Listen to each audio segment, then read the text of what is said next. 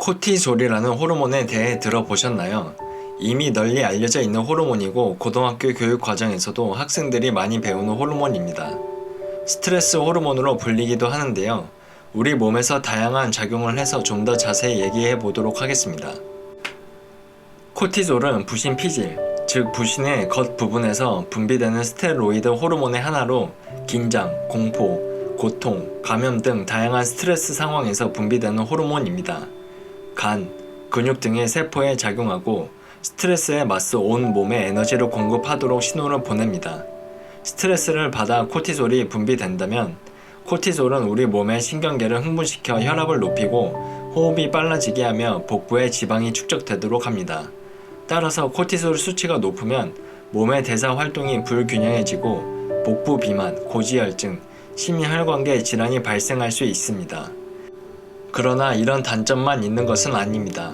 코티솔이 분비되지 않으면 스트레스로 인해 지친 심신을 회복하지 못하고 계속 스트레스가 높아져 있는 상태를 유지하게 되기 때문입니다. 따라서 적정량의 코티솔이 분비되는 것이 우리에게 매우 중요합니다. 코티솔이 과하게 분비되는 병을 쿠싱 증후군이라고 부릅니다.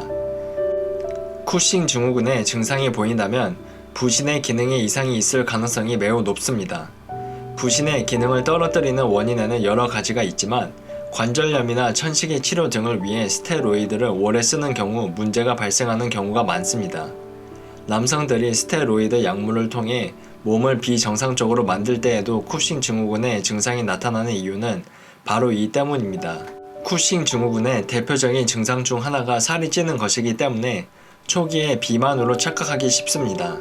그러나 단순한 복부 비만과 달리 쿠싱 증후군은 얼굴이 달덩이처럼 붓게 되는데 이것을 외국에서 문페이스라고 부릅니다. 또한 팔, 다리는 상대적으로 가늘어지는 경우들도 많습니다.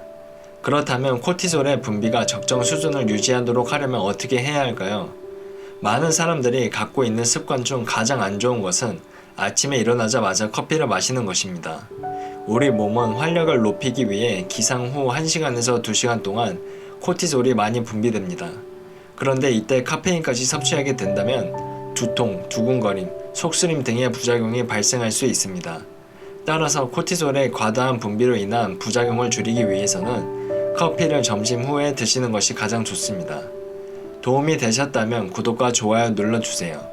다음에도 도움이 되는 영상을 만들겠습니다.